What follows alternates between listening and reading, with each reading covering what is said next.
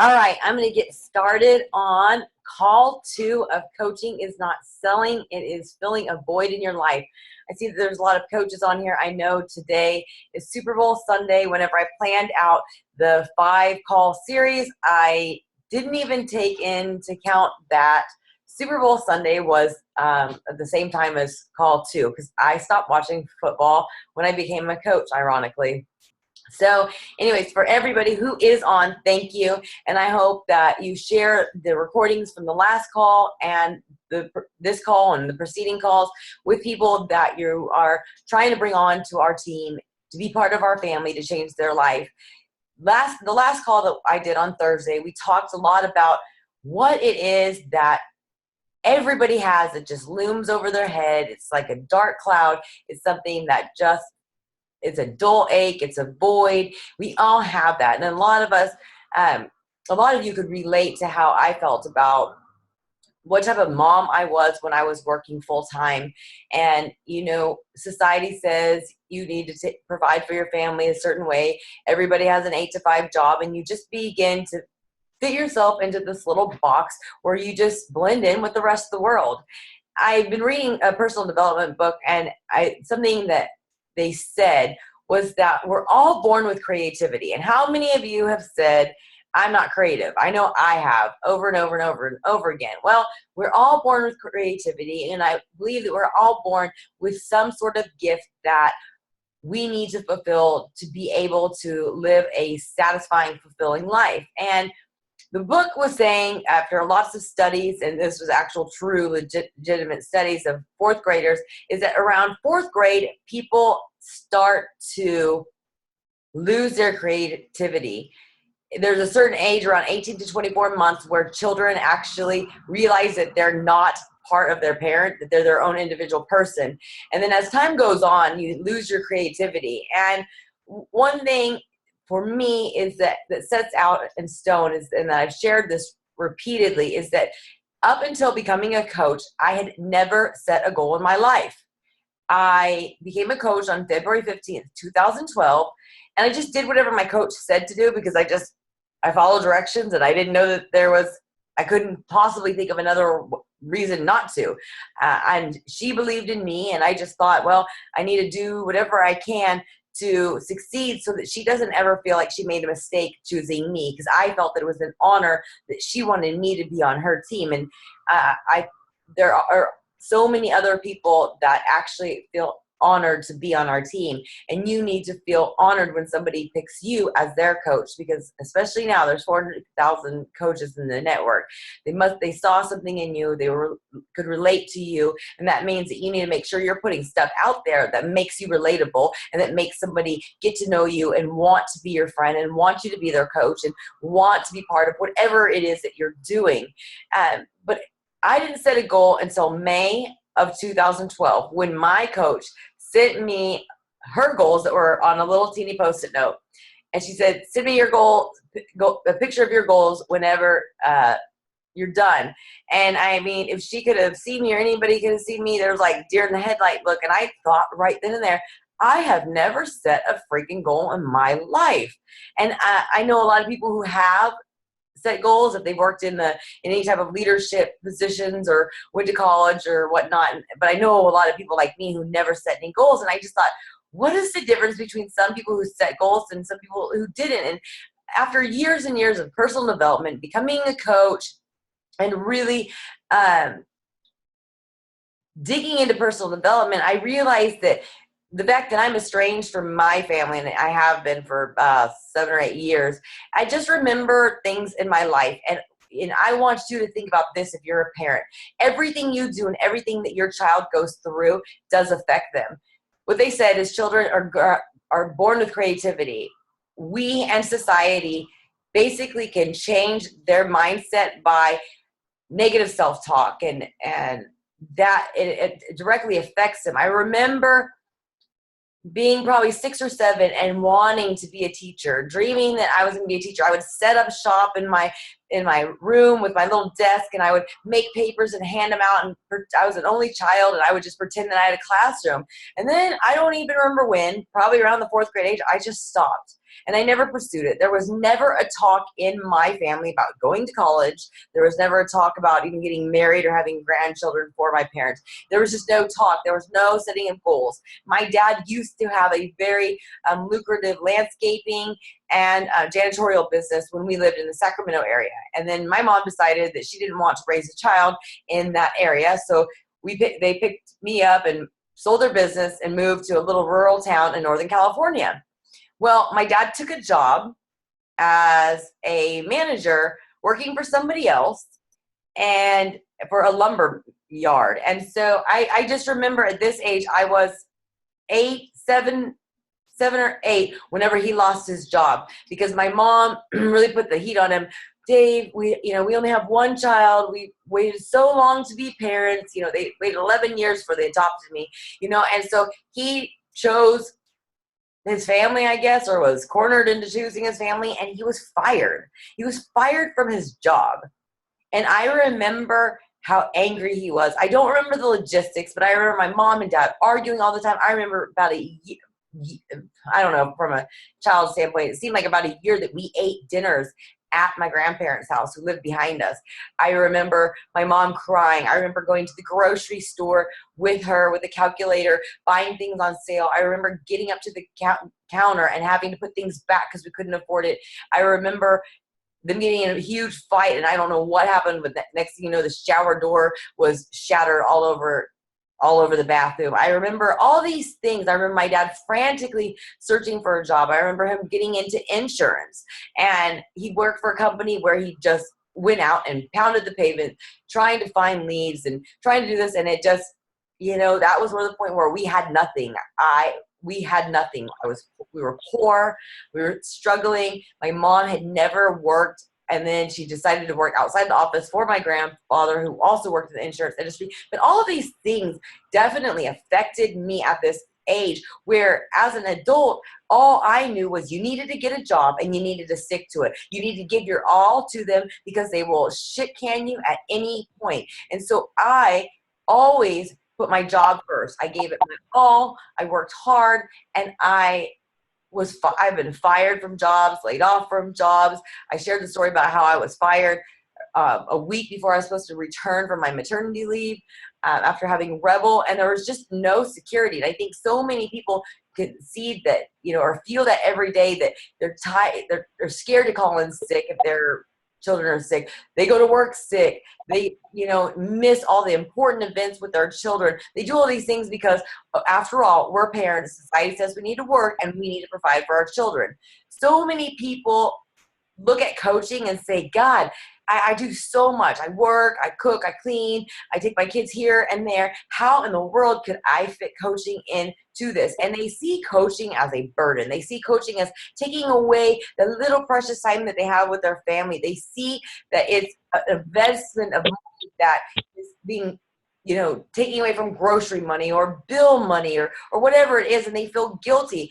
But what I want to share with everyone is coaching, it's what you get back from it, and that's what I'm going to be sharing on this series of 5 calls. What you get back from coaching is so much more than any investment. I invested $205 when I bought P90X. A lot of people can sign up with the challenge packs are on sale for $140. But, no matter what you pay, what you get back from this opportunity is just priceless. For me, it's about what it's done for my family.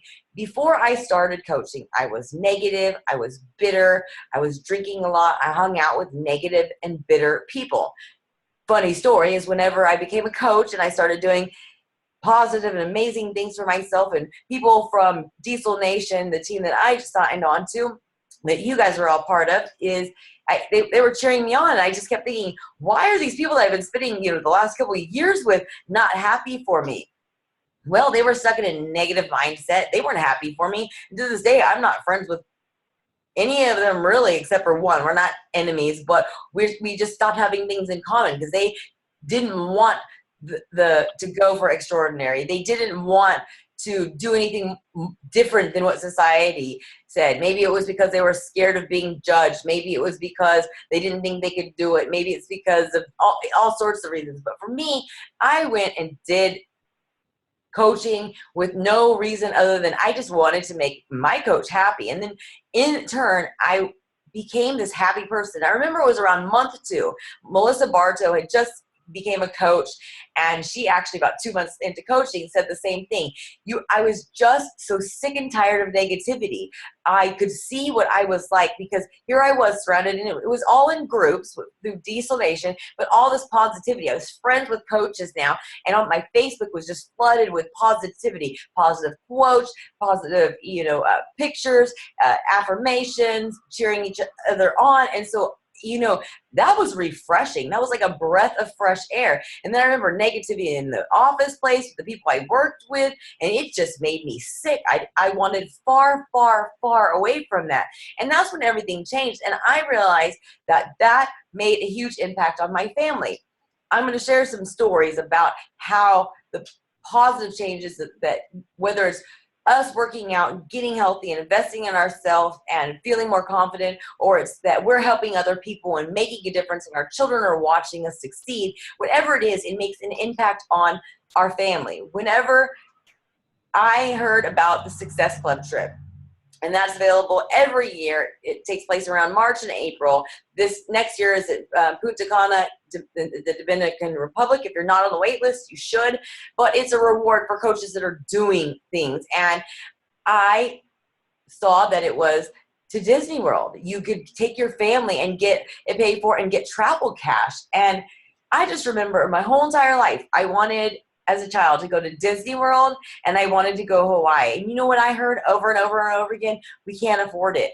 We can't afford it. And then as a child, I was relentless, but I want to go, Come on, let's go.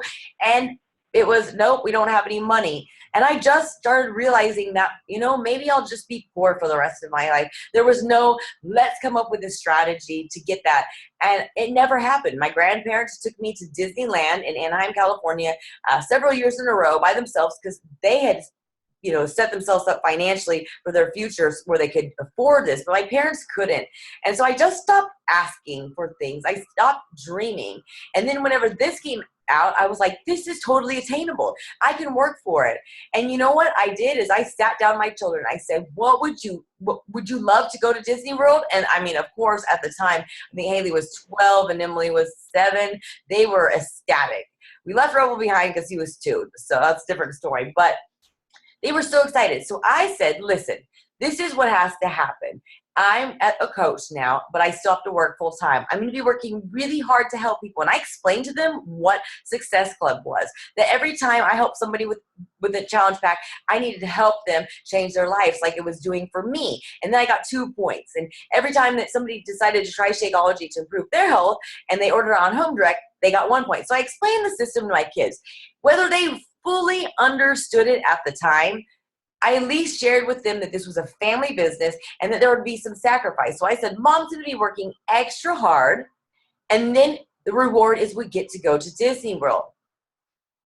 They actually were telling everybody about Shakeology because they love Shakeology as well. And they actually sold 2 Shakeology bags of Shakeology to people that they were talking to on their own. That people were like, we saw your daughters when they were with your ex-husband, and all they did was talk about Shakeology, and they convinced us and we're ready to buy it. So they were part of the dream. They were part of this vision. And then as we went to Disney World, and that's where they got to meet my coach and her sister and their kids. And it was like, they were able to connect with this person that meant so much to me, who had been a stranger to everybody, even my husband. And that's where we made the connection. That's where we became family. And that's where that void that my husband and I had been missing since we were both estranged from our family. Well, to fast forward, at the end of 2012, I set the goal to be a full-time coach. I said that I would be a full-time coach by my 2nd anniversary, which would have been February 15th, 2014. And again, I sat down and told my children what it was. I said, I'm going to have to work even harder. But you know what? When I do this, I can come home to you. That means you're not going to have to ride the bus home anymore to an empty house. That means you're not going to have to start dinner for me. That means we're not going to have to fight at dinner time when we're doing homework. That means that I can pick you up and you don't have to sit in the car line with your head down like they had to do at school waiting for the bus. It meant all these different things, and I told them this, and you know what? They looked at me and they're like, there was no doubt that I could do it. And that's how innocent children are. And I want you to remember what it was like when you were a kid. You believed. You were not fearful of anything. You weren't scared of anything. And I just thought, my children have no doubt in their mind that I can do this. And I'm telling them I'm doing it for them. And as I worked hard all through 2013, they would come home every once in a while and they would just say, you know, I was thinking today when I was riding the bus home that, you know, it's going to be so much fun when we do this, or, you know, you can go on field trips with me, or this or that. And they were envisioning what life would be like, and that motivated me. So one thing that I tell all coaches, and if you are a coach listening to this, or if you do become a coach later on, is include your family so that they know what their goals are. There were times, though, when I was working so hard, so hard, that I wanted to give up because it was just so hard. It was overwhelming. I deal with anxiety as it is. I've had that since I was a child. There were just so many times I just wanted to close my phone and just take a nap. There were so many times I just wanted to not have to work towards, you know, helping people on the weekend, where I could just go back to the old Mindy and drink beer all weekend. But you know what? I just thought, my children believed in me. Why don't I believe in myself? And I thought, if I give up because it's too hard, it's too stressful, then you know what that tells them? That tells them that they weren't worth it, because I told them from day one I was doing it for them.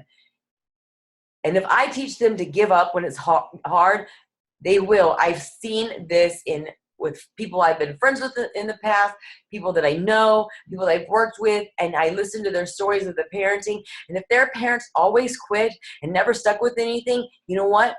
So do those people. When they grow up, they become adults that never stick to anything and never quit, or always quit. And I've been thinking about what it was like, and my parents never dreamed big. There was never any other solution. It was just like, we're going to be poor. No, no, no. The answer is no. So I got tired of asking. But then this came along, and I started realizing, I remember what Craig Holiday said, is if you could not, if failure was out of the option, if you knew you couldn't fail, what would you do?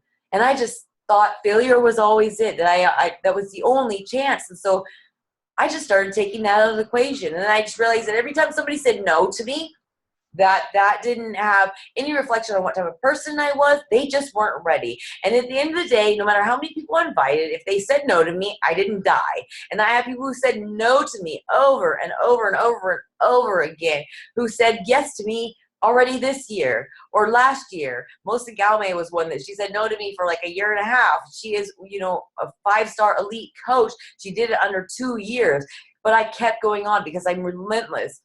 And things that I have seen within my family is that, I shared this on the last call, that I didn't even want to barely leave the county, let alone the state. I was terrified. I just want to stay in my own comfort zone.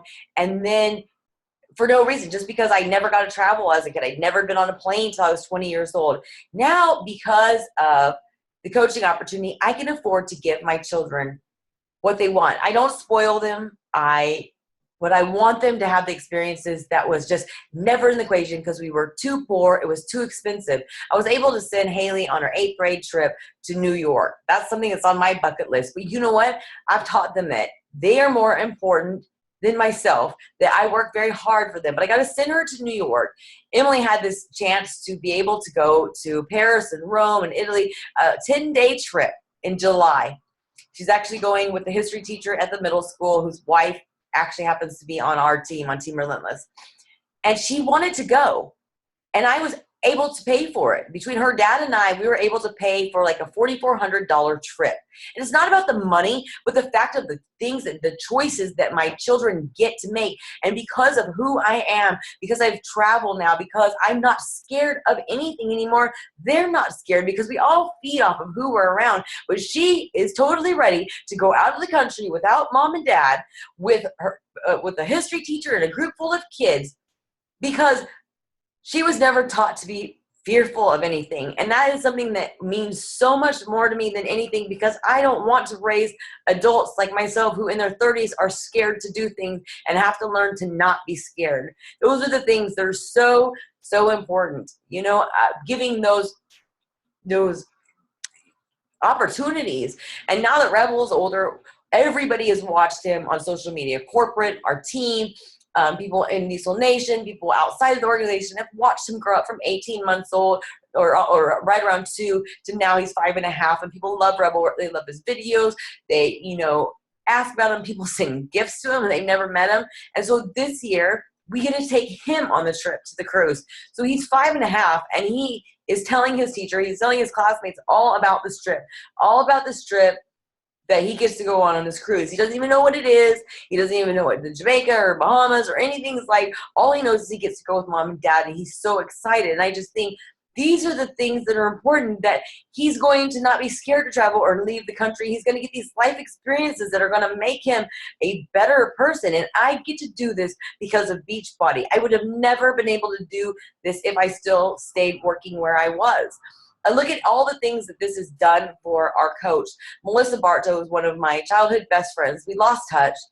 We found each other on Facebook, so, we were kind of staying in touch. But then she was like the third or fourth coach to join the team. And she had her second child, who was 4 months old at the time. And she didn't really think she could do this. That's one thing is when she signed up, she said, don't tag me in anything. Don't expect me to work the business. Don't this or that. I don't want to. But I sent her the same welcome email that I send to all my coaches and encourage her to look into it. Well, just like Sam, who told me the same thing, who signed up in June of 2012, they went through the Coach Training Academy. They saw all that was, available. They'd seen the impact it made on me, so they went after it themselves. So, if you're a coach or if you're going to become a coach and you have people who are adamant about that they don't want to coach, always encourage them that they can always change their mind. Send them the same information and treat them just like you would any other coach, because they may surprise you. But Melissa knew she wanted to stay home with her children, but she wasn't sure how she was going to do it. And she didn't know how she was going to go back to work and pay for daycare for 2 kids. Well, this business worked out just great for her, where now she's here 3.5 years later. April 20th will be her 4-year anniversary of being a coach. She's been able to stay home this whole time. I have got to spend time with her daughters, Mackenzie and Calliope, traveling to her house. We've met each other in Tahoe. We went on trips. She did a cross-country road trip with her husband. They stayed here. Our kids got to meet. Those things would not have been possible if we were not coaches. She now has earned enough money and has a business where she needs some time to herself. And it's Calliope's 4, so she's going to be going to kindergarten soon. But now she earns enough that she can actually send her to preschool a couple days out of the month and pay for it with the Beachbody money. And so she gets, her child is able to be around other kids, getting prepared for kindergarten. These are the things that are important. She's been raised primarily by her mother, who's been home every day, but she gets to have the socialization from other kids, and they don't have to worry about it being out of their pocket. And so those are things that are amazing. I have Melissa Galmay, who she and I talked the first time in January after she was finally decided to start thinking about coaching. And we cried because she was saying too that she understood what it was like to yell at her kids in the morning, and all their time that they had was always spent preparing for the next day, and how stressful it was, and she didn't want that anymore. And there was times too when she became a coach where she wanted to give up, but she remembered that she wanted to come home, and she knew it was possible. And one of the things that she shared me is her husband, Domenico, is a heavy equipment operator in Northern California. It's a seasonal work. And I know a lot of other people on this team whose spouses have seasonal work. And she kept saying that this time of year was the most stressful time of year because he got unemployment, but what she paid for, or what she made from her job, plus the unemployment just wasn't enough to cover their family or their bills or pay off their debt.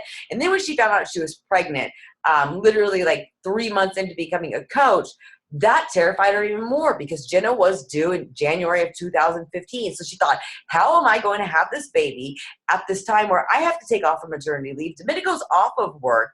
And, she was scared. But you know what? She used that fear to work and push and drive her business so that she actually ended up coming home shortly after Jenna was born. She put her,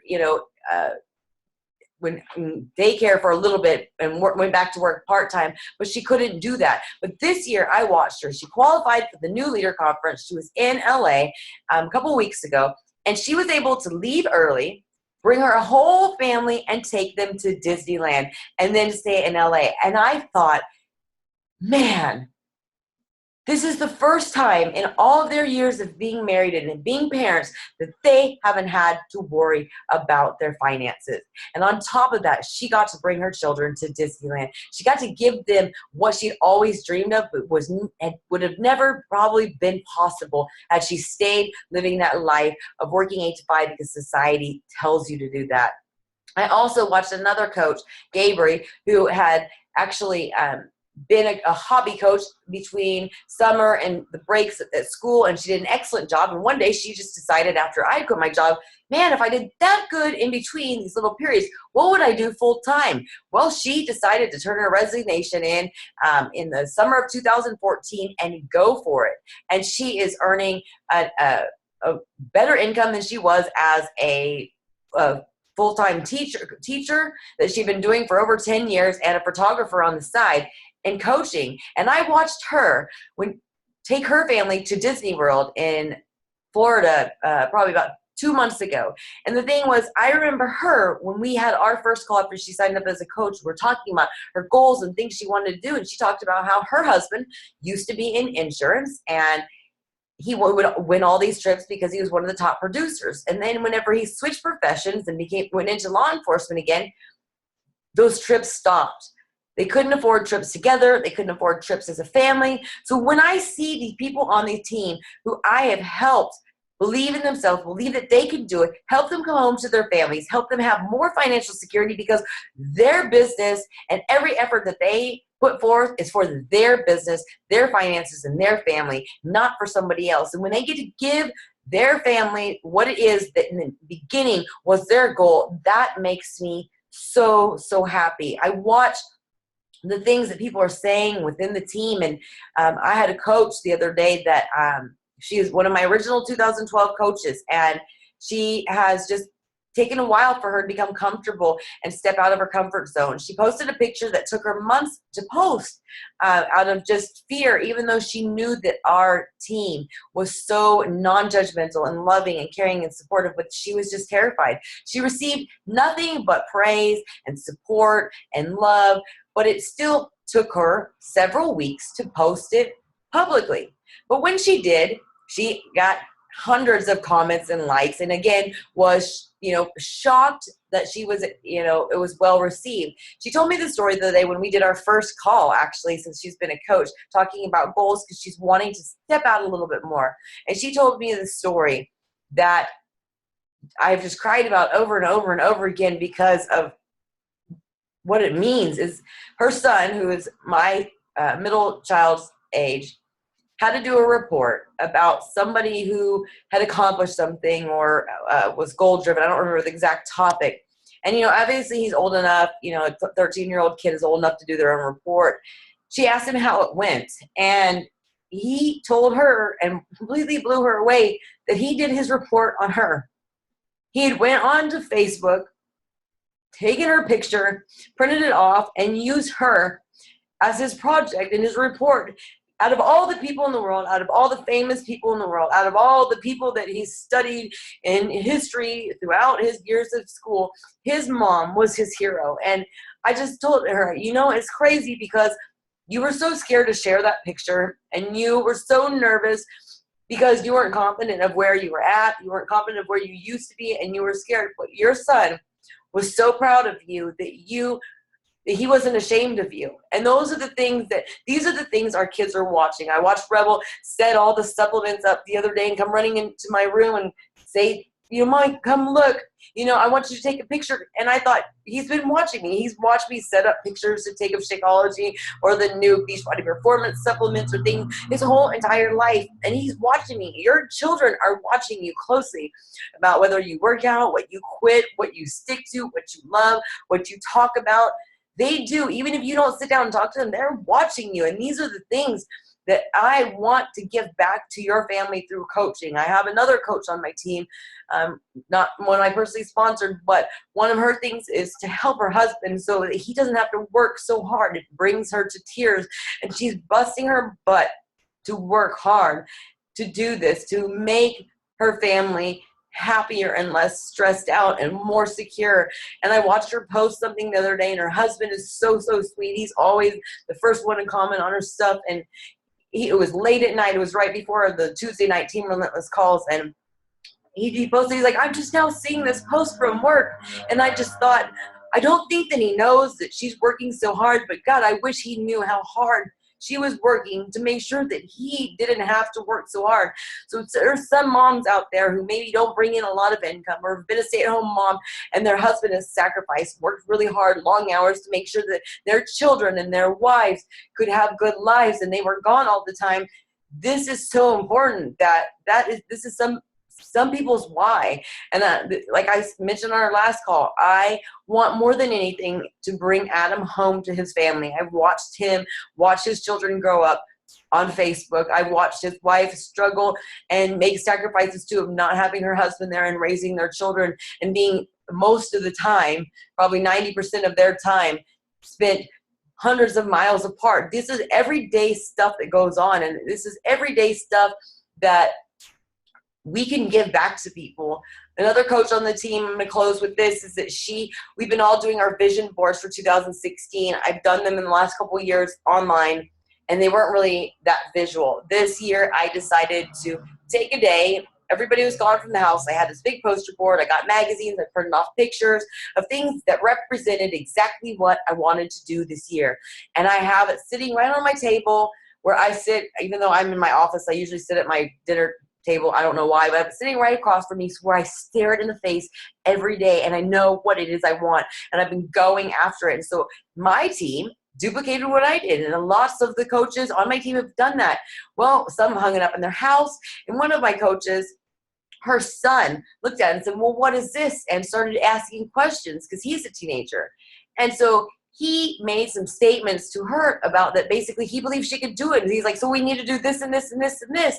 And at that moment, she realized, too, how important it was that she make this work, that she work hard, that she show her son that. And these are the things that are so important. Is our children are watching us. Our children are watching us, whether we want to believe it, whether we know it or not. And it's never too late to change your life. That will definitely change the course of their life. My children, I come into my office and there's little notes of, you can do it, I believe in you, and they write it all over my whiteboard. They write it all over my desk calendar right here that my laptop is sitting on. Emily makes, she's an artist, she does these things on canvas of, I'm hung up all over my office of, never give up, be relentless, believe. And I thought, these things, even if she was artistic, she would have never wrote these things probably if I had stayed negative and bitter and never around her. They probably would have hated me by now. And I just think that they are taking on a different life, and they're positive and they're confident. They're ready to do stuff. They are kind to the people that they go to school with. And I just think that I don't think it would have been possible had I not been a coach, had I not done personal development, had I not gotten engaged with the team, had I not done what my coach said, had I not attended events, had I not pushed myself out of my comfort zone, had I not stuck to everything that I said I would do. These things make an impact, because I want my children to grow up to be good people, strong people, confident people, not people who are scared of life, not people that settle for average, not people that can't make a decision on their own or finish anything. And so these things are so important. So I leave this at the last call. I'm really talking about our family, and I want you to not only keep thinking about what it is that looms over your head at night that you just want to fix and you don't know how. I want you to keep thinking about what your actions have taught your children, what example you've set for them, and what you envision for them in life. Our next call, we're going to talk about the different ideal coach, scenarios that people have in their head. We're going to be talking about what the different people in our team are made up of, what professions they are, what their goals are, because I want you to see that there's no such thing as an ideal coach body and an ideal coach personality. Every one of you out there is able to do it, and I believe in you, and I know you can do it if you take that stereotype out of your head and you step out of your comfort zone and you just go for it. So the next call is going to be Wednesday the 17th, and it's going to be at 8:30 p.m. So again, if you're a coach, invite people along. if that are on your team or that are thinking about joining your team. If you are not a coach right now, reach out to whatever coach invited you. Invite more people to the next call that you think that would be, benefit from this. I think anybody could. And if the same thing goes from last week, anybody who signs up under one of my personally sponsored coaches or myself or Ryan within 24 hours of this call being posted, then you'll get a special gift for your time and to welcome you part of our family. So I look forward to seeing all of your faces, and I hope that more people show up from you inviting them on the 17th. And I hope you're enjoying these calls and learning a little bit more about what goes on behind the scenes on one-on-one calls with my team and the things that I have witnessed and the things that have been pretty miraculous over the last 4 years. So I hope you have a great day. Have a wonderful night. And I hope whatever Super Bowl team you're rooting for wins.